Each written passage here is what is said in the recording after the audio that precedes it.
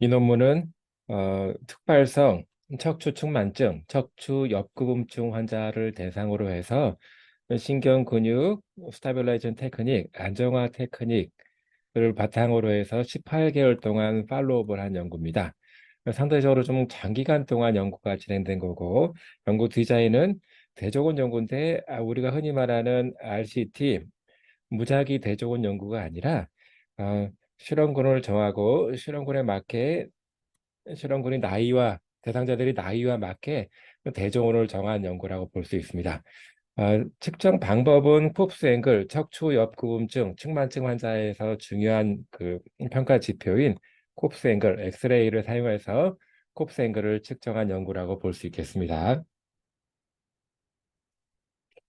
우선 이디오패식 스콜리시스, 특발성 척추 측만증, 옆구분증은 특별한 이유를 알 수 없게 척추가 옆으로 휜 그런 상태를 말합니다.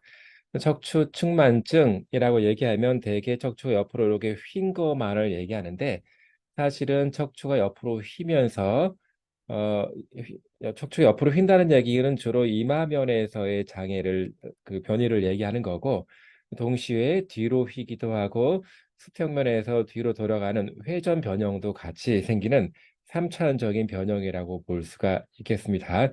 그래서 대부분의 척추 측만증의 치료는 대부분 척추가 옆으로 휜 거를 교정하는, 다시 말해 척추의 얼라이먼트, 척추의 배열을 옆으로 휜 거를 하나의 일자가 될 수 있도록 만들어 주는 거를 얘기를 많이 하고 있는데, 사실상 그 중요한 거는 척추뼈의 각각의 세그멘트, 척추 분절 하나하나가 일종의 옆으로 나가거나 아니면 뒤로 회전되게 되는 세그멘탈 디스플레이스먼트, 척추 분절의 변이가 굉장히 중요한 걸로 얘기되고 있습니다. 그렇지만 전통적으로는 보조기라든가 운동치료처럼 단순하게 옆으로 휘어 있는 것을 교정해주는 그런 치료 방법들이 많이 선호되어서 사용하고 있습니다. 대개 수술적인 치료 방법은 기존에 있는 운동치료라든가 보조기 등등 여러 가지 보존적인 치료를 통해서도 교정이 안 될 때 주로 많이 시행하고, 특히 kop수 앵글이 50도가 넘어가는 경우에 그 안쪽에 있는 내부 장기들, 심장이라든가 허파 또는 내장기관들의 기능에 좀 문제가 생길 수 있을 거다라고 판단될 때 주로 수술을 시행하고 있는데, 사실은 수술적인 방법으로 교정을 한다고 하더라도 이후에 수술의 합병증 때문에 환자분들이 많이 힘들어하고 또는 여러 가지 문제가 발생하는 경우도 많이 있습니다.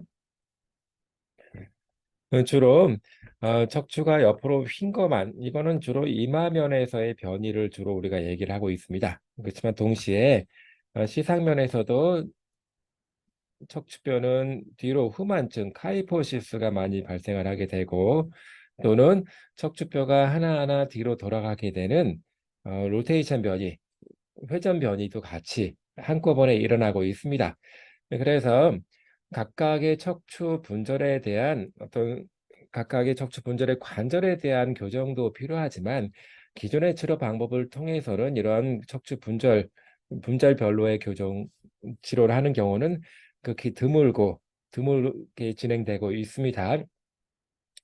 그래서 최근에는 이렇게 척추 분절 하나하나에 대한 교정을 중점을 두기 위해서 어떤 중립위치, 척추뼈의 중립위치를 강조한다거나 아니면 중립위치로 회귀할 수 있도록 요거를 테크닉화해서 교정을 해주는 방법들이 더러 시행되고 있습니다. 주로 카이로프랙틱이라든가 또는 척추 교정에서처럼 한 개 한 개의 척추 분절을 교정해주는 방법들이 많이 선호되고 있는데, 그래서 어떻게 보면 이렇게 관절 자체, 척추뼈 하나하나의 과체에 얼라이먼트, 그 관절의 배열을 맞춰주는 테크닉, 이거를 스파이널 스타빌레이션 테크닉으로 생각할 수가 있겠습니다.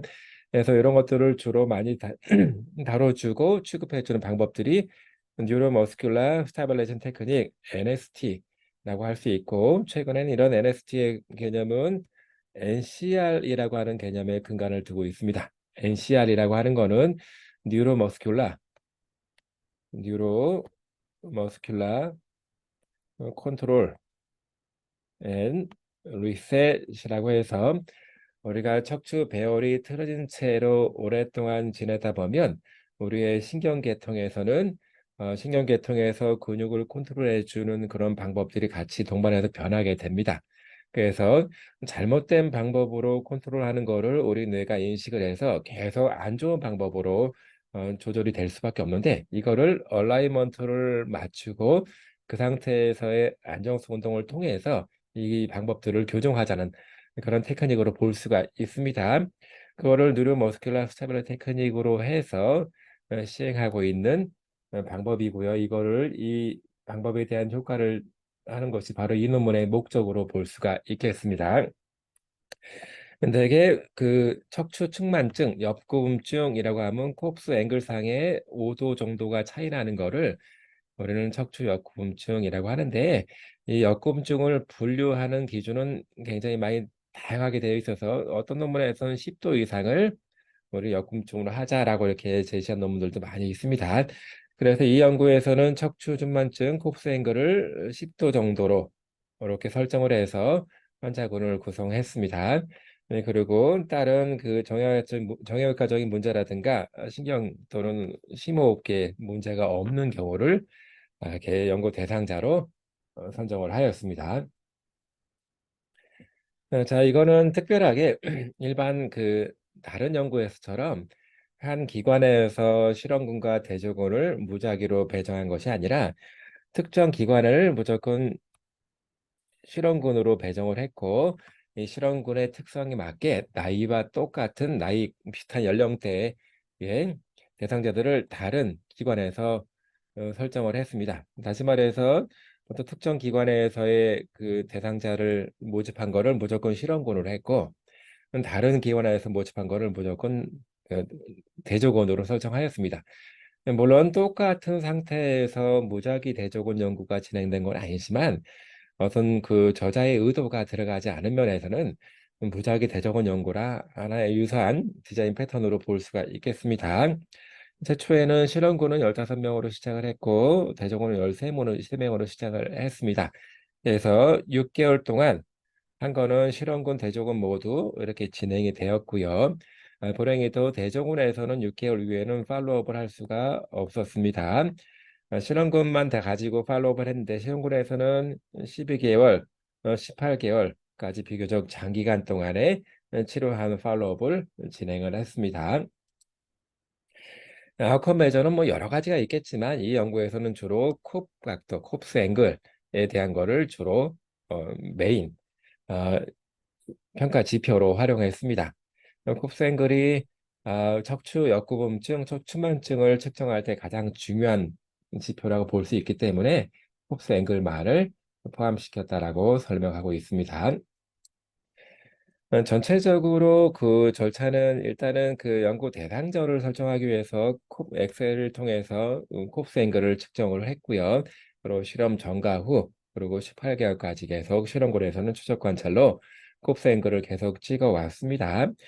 이 연구에서 주로 사용한 거는 실험군에서는 NST, 뉴로머스큘라 스타빌라이제이션 테크닉으로 돼 있고, 이 테크닉은 크게 네 단계가 있습니다. 첫 번째는 매뉴얼 컨택에서 어떤 세그멘트, 척추 분절 하나하나가 어떻게 얼만큼 삐뚤어졌는지를 매뉴얼 컨택, 어, 손으로 접촉해서 그거를 알아냈습니다. 접촉하는 방법은 주로 세그멘트의 TP, 가로돌기, 횡돌기를 접촉을 해서 얼만큼 털어놓은지를 보고 그거를 밀어 넣어주는 게 2단계라고 볼 수 있습니다. 다시 말해서 이제 척추 분절이 한쪽으로 치우쳐져 있는 거를 우리가 알고 있는 모빌라이제이션 테크닉을 통해서 살짝 밀어 넣어주고, 밀어 넣어서 이제 얼라이먼트를 맞춘 상태에서 3단계 주변 근육에 힘을 줘서 안정감 운동을 시행한 겁니다. 그리고 그런 상태가 잘 유지될 수 있도록 4단계에서는 여러 가지 역동적인 자세를 만들면서 유지가 될 수 있게 만들어 준 겁니다. 초기에는 그 두 번째 단계에서는 얼라이먼트를 맞추는 단계에서는 우리가 알고 있는 모빌라이제이션 2, 그레이드 2, 3 정도의 모빌라이제이션을 통해서 얼라이먼트를 맞추고 중립 위치로 가져가는 거를 시행을 했고, 3단계에서는 그 상태로 해서 멈추고 기다리는 거지요. 그래서 이 논문에서는 크게 네 단계에 관계된 것들을 그림과 이렇게 설명으로 제시하고 있습니다. 사실은 매뉴얼 콘택과 그 모빌라이제이션 그런 것들이 사람에 따라서 뭐 어떤 뭐 치료를 적용하는 사람 치료사의 숙련도에 따라 좀 달라질 수가 있겠지만 어느 정도 감안하고 나서도 이렇게 비교적 상세하게 설명을 하고 있습니다.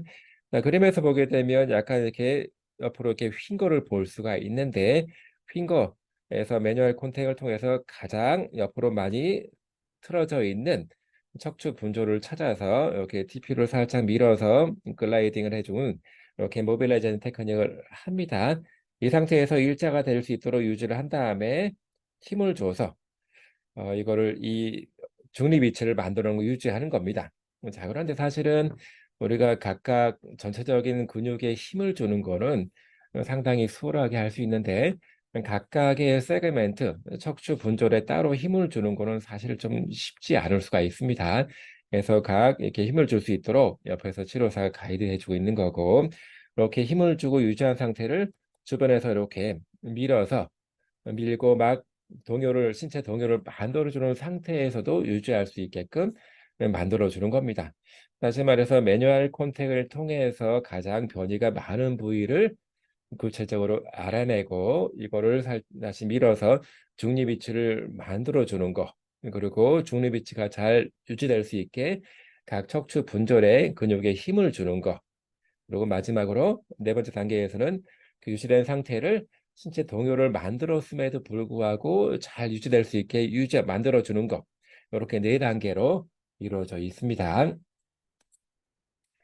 자, 그리고 대저군에서는 우리가 흔하게 사용되는 임상 현장에서 많이 사용되고 있는 그 골반 기울이기 운동이라든가 뭐 이렇게 알터네이트 암랭 레이징에서 이렇게 멍멍이 자세에서 다리 들어주고 이렇게 팔 들어주고 해서 교대로 해서 서로 엇갈려서 들어주는 거 또는 백 익스텐션 프론 자세에서 허리를 치켜 들어서 등 쪽에다 힘을 많이 주는 거 또는 사이드 밴딩 운동 등등 이렇게 여러 가지 임상 현장에서 그냥 그 환자분들한테 알려주는 식의 운동을 치료사가 시행을 했고요. 이거를 동기간 동안에 같이 집에서도 할 수 있도록 그 운동 프로그램을 제공하고 작성해서 이거를 체크리스트까지 만들어 주었습니다. 그 데이터 분석에 대한 거는 일단은 그 실험과 대조건 모두 실험 전과 실험 후 6개월 후까지는 측정이 된 거고 실험군에서만 12개월 그리고 18개월까지 측정을 한 거라서 군내 비교는 짝 비교 T겸정이랑 독립 T겸정을 사용해서 했고요. 실험실 내에서의 반복 측정한 거에 대한 비교는 반복 측정 아노바 분석을 통해서 알아냈습니다. 자, 전체적으로 보게 되면 일단은 그 실험과 대조군이 모두 동질적인 거를 보였고요. 그리고 실험군과 대조군 모두 뭐 실험군은 특별하게 NST라고 하는 테크닉을 통해서 치료를 한 거고 대조군은 우리가 알고 있는 운동 치료를 한 겁니다. 둘 다 치료가 잘 이루어졌기 때문에 실험 전과 후에는 전부 다 좋아졌습니다. 실험군도 좋아졌고 대조군도 이전에 비해서 좋아졌습니다. 중요한 거는 군간 비교이기 때문에 군간 비교를 해본 결과 어, 치료 전과 6개월 후 중재 6개월을 비교를 해보니까 실험군에서 훨씬 더 많이 콥스 앵글, 콥 각도가 줄어든 거를 볼 수가 있었습니다.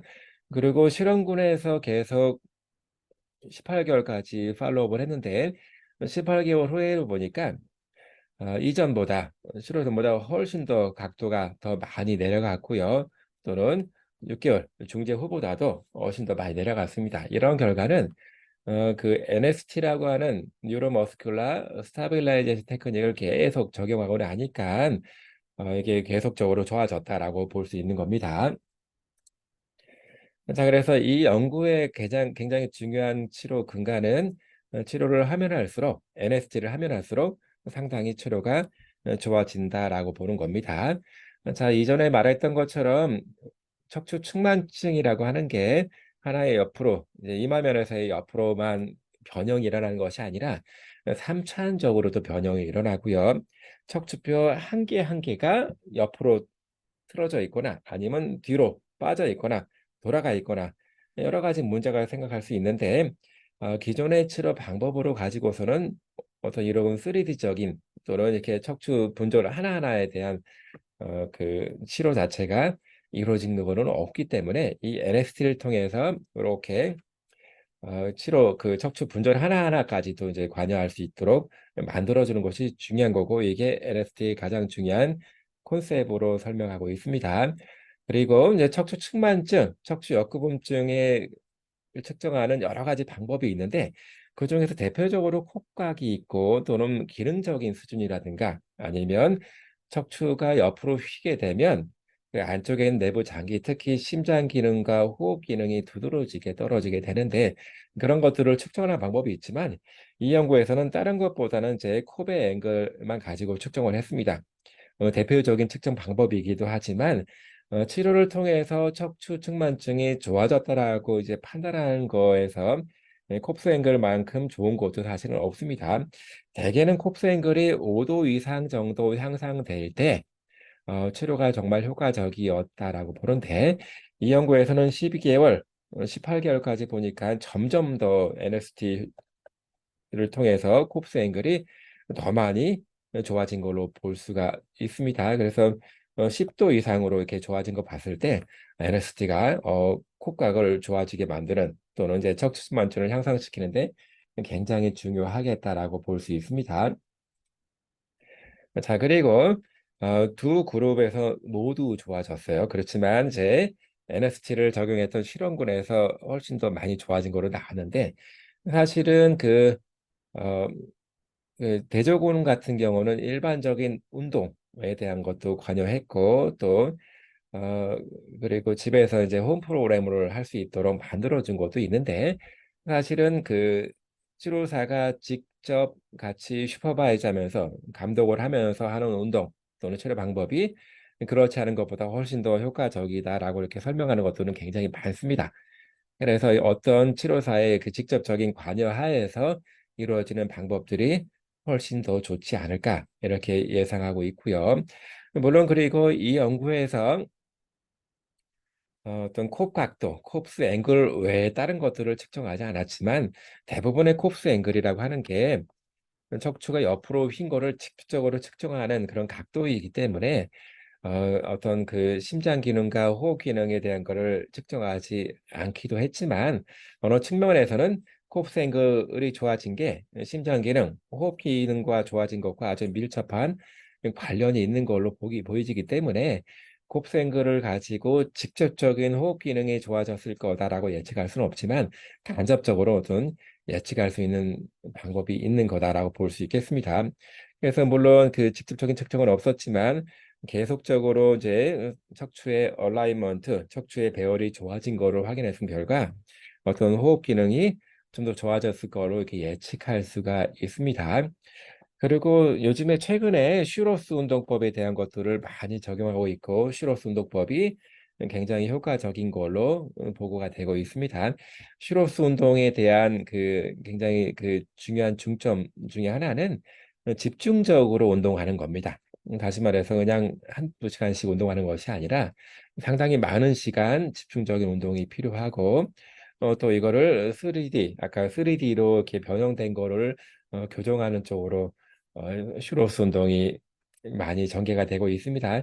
그렇지만 슈로스 운동에서의 단점 중에 하나는 어떤 척추뼈 한 개 한 개의 변이가 나타나는 것을 잡아주는 운동은 아닙니다. 이거는 전반적인 그냥 운동이기 때문에 NST처럼 세그멘트가 옆으로 이렇게 인접해 있는 척추에 비해서 옆으로 나가 있는 것을 잡아주거나 아니면 세그멘트가 두드러지기 뒤로 회전되어 있는 걸 잡아주거나 하는 운동이 아니라서 그런 측면에서는 제 어떤 덜 효과적인 측면을 말할 수가 있습니다. 그래서 이 연구에서는 NST를 고안해서 적용하는 게 슈로스 운동에 대한 것을 조금 더 보완할 수 있는 방법이 아닐까라고 보고 있습니다. 슈로스 운동이고 뭐 이전에 많이 사용했던 여러 가지 방법들을 운동 방법들이 있는데 NST를 통해서 보완해서 같이 한꺼번에 적용하면 훨씬 더 좋은 효과를 낼 수 있을 거로 이렇게 예측하고 있습니다.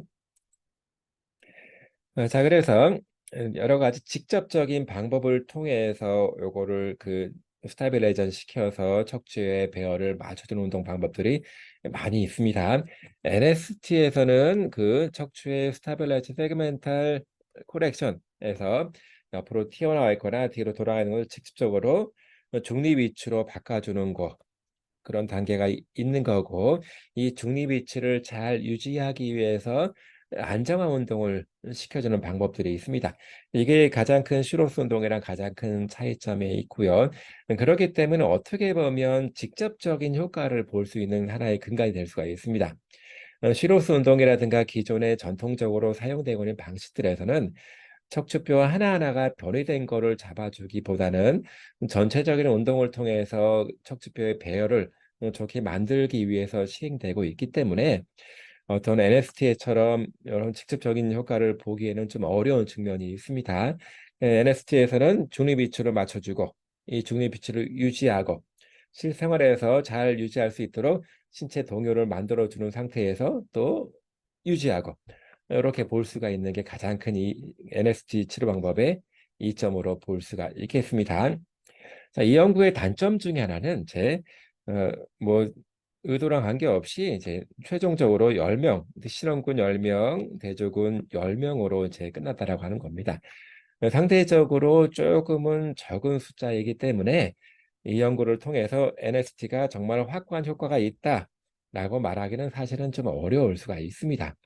자, 그렇지만 이 연구의 결과를 토대로 이 연구에 대한 결과를 조금 더 확실하게 말하기 위해서 필요한 샘플 사이즈, 전체 대상자 수를 계산을 해보니까 실제로 이제 각 군에서 10명 정도로 나왔습니다. 비록 이제 10명이라고 각 군에서 10명씩이라고 하는 소수로 시작했지만 연구의 결과를 빗대어 보니까 10명이면 말할 수 있는 충분한 대상자 숫자가 되더라. 다시 말해서 뭐 확실하게 정말 효과적이다, 이렇게 말하기 좀 어려운 측면도 분명히 있겠지만 연구의 결과를 보니까 10명이면 충분하다, 이렇게 볼 수가 있겠습니다. 그리고 또 하나는 이제 대조군에서는 팔로우업을 안 했기 때문에 대조군과 비교해서 장기 효과를 말하는 데는 나서 어떤 무리가 있지 않을까 보여지고 있고요. 그리고 연구에서는 단지 콥스 앵글만 가지고 측정했습니다. 이제 물론 콥스 앵글, 콥의 각도가 상당히 척추 측만증, 척추 역부분증의 효과를 설명하는 데는 효과적인 건 맞습니다만 다른 기능들을 측정 안 하기 때문에 콥생글만 가지고 다른 기능을 예측하는데 좀 무리가 따를 수가 있겠습니다. 향후 연구는 이런 것들을 좀 많이 보완할 필요가 있습니다. 마지막으로 이 연구는 두 개의 집단에서 실험군 또는 대조군을 임의로 설정했기 때문에 이런 부분은 이제 원칙적으로 RCT 원칙에는 좀 위배되는 거라서 향후 연구는 이렇게 대상자군을 설정할 때 동일한 조건에서 랜덤하게 배정될 수 있도록 하는 것이 좋겠다라고 제안을 하고 있습니다. 이 연구의 결론입니다. 여러 가지 연구 치료 방법들이 있겠지만 이 연구에서는 NST에서 크게 네 단계, 첫 번째는 매뉴얼 컨택을 하고 두 번째는 세그멘탈 위치를, 척추 분절의 위치를 하나하나 잡아서 맞춰주는 것, 그리고 세 번째는 그거를 스타빌라이제이션, 잘 유지할 수 있도록 주변 근육들, 코 근육들을 잘 설정해 주는 거. 네 번째는 전체적인 설정된 상태에서 그거를 잘 유지할수록 신체 동요를 통해서 유지하는, 그렇게 네 가지 단계로서 이루어지는 뉴로머스큘라 세그멘탈 스타빌레이션 테크닉, 주로 이제 NCR 개념에서의 그런 치료 방법들을 얘기하고 있습니다. 이런 치료 방법들이 굉장히 효과적이다, 장기적으로도 효과적이다라고 볼 수 있습니다. 그래서 이후의 연구들은 아까 이전에 말했던 몇 가지 제한점들을 보완해서 좀 더 확실한 효과를, 분명한 효과를 말할 수 있는 연구들이 계속적으로 이어져야 되겠다라고 이 연구는 설명하고 있습니다. 물론 많은 치료 방법들이 있고요. 그리고 여기서 말하는 NST라고 하는 치료 방법에 또 척추 측만증을 치료하는데 좀 효과적으로 한번 사용해 볼 수 있을 만한 방법이다라고 이렇게 제안하고 있습니다.